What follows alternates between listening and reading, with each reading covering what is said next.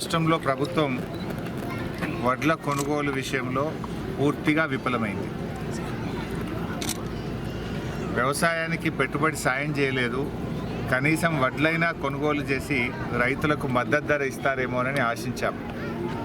కానీ రాష్ట్ర వ్యాప్తంగా ఎక్కడ కూడా కొనుగోలు జరగక రైతులు 400-500 రూపాయలు తక్కువ ధరకు దళార్లకు వడ్లు అమ్ముకున్నారు. అంటే ధాన్యం దళార్ల పాలైపోయింది.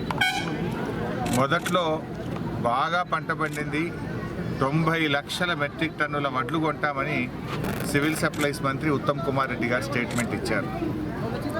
నిన్ననేమో సివిల్ సప్లైస్ కమిషనర్ చౌహాన్ గారు 70 లక్షల మెట్రిక్ టన్నుల వడ్లు కొంటామని ఆయన స్టేట్మెంట్ ఇచ్చారు.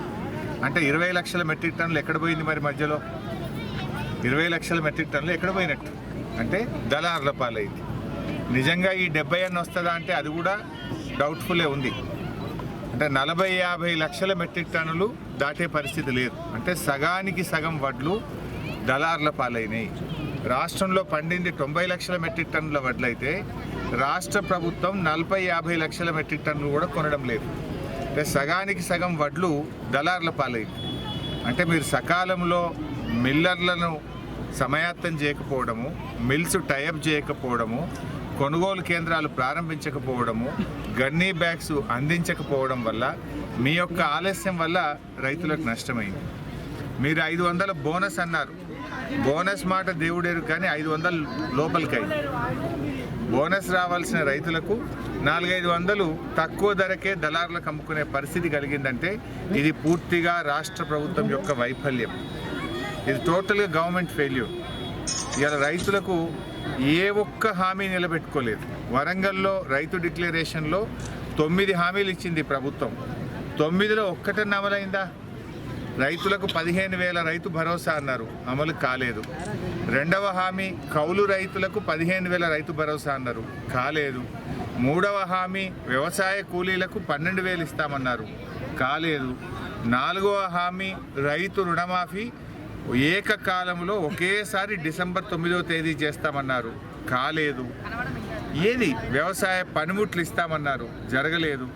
ఎస్సీలకు అసైన్డ్ భూములకు పట్టాలు ఇస్తామన్నారు. ఈరోజు వరకు ఎస్సీ ఎస్టీలకు అసైన్డ్ భూములకు పట్టాలు ఇవ్వడం లేదు, కానీ ఎస్సీ ఎస్టీల భూములు కొల్లగొట్టే ప్రయత్నం చేస్తూ ఉన్నారు.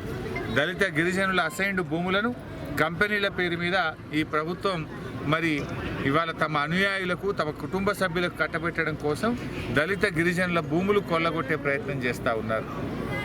ఈ ముఖ్యమంత్రి ఎట్లా తయారైందంటే ఎవరైనా మాట్లాడితే ప్రశ్నించే గొంతు మీద ఆయన దబాయించే ప్రయత్నం చేస్తున్నాడు.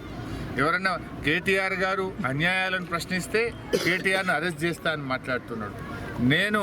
నువ్వు రుణమాఫీ చేయడంలో ఫెయిల్ అయిపోయినావు, పిల్లలకు అన్నం పెట్టడంలో పురుగులు అన్నం పెడితే పిల్లలు విషాహారం తిని ఆసుపత్రుల పాలవుతున్నారు. నువ్వు ప్రభుత్వంలోకి వచ్చినాక 42 మంది పిల్లలు చనిపోయారని చెప్పి నీ ప్రభుత్వ తప్పిదాలను ఎత్తి చూపితే బ్లాక్మెయిల్ రాజకీయాలకు రేవంత్ రెడ్డి పాల్పడతా ఉన్నాడు. నన్ను పట్టుకొని రంగనాయక్ సాగర్ దగ్గర ఇరిగేషన్ భూములు నువ్వు తీసుకున్నావని చెప్పి మాట్లాడినాడు. అటువంటి అలవాట్లు నీకుంటాయి. పచ్చకళ్ళ అద్దాలు పెట్టుకుంటే లోకమంతా పచ్చగా కనబడుతుంది అన్నట్టు కబ్జాల చరిత్ర నీది, కబ్జాలు చేసే ఆలోచన నీది. నేను రైతుల దగ్గర భూమి తీసుకున్న రైతులు వాళ్ళ పట్టా పాస్ పుస్తకాలు వాళ్ళ దగ్గర తీసుకొని మేము ధరణి ద్వారా రిజిస్ట్రేషన్ ఆఫీస్కు వెళ్ళి పట్టా భూమిని రైతుల దగ్గర 13 ఎకరాలు కొనుక్కోవడం జరిగింది. అంతే తప్ప ఒక్క గుంట కానీ ఒక ఎకరం కానీ నేను ఇరిగేషన్ భూమి కానీ ప్రభుత్వ భూమి కానీ తీసుకోలేదు. తీసుకునే ఆలోచనే మాకు ఉండదు. మా చరిత్రలోనే మాకు అవకాశమే ఉండదు. ఈరోజు నేను రైతులు ఏ భూమి అయితే అమ్మారో, రైతులు ఏ మోకా అయితే చూపించారో దాని ప్రకారంగా నేను కబ్జాలో ఉన్న ఒక్క గుంట కూడా నేను ఎక్కువలేను. రా, నువ్వే రా, ఐ వెల్కమ్ యూ.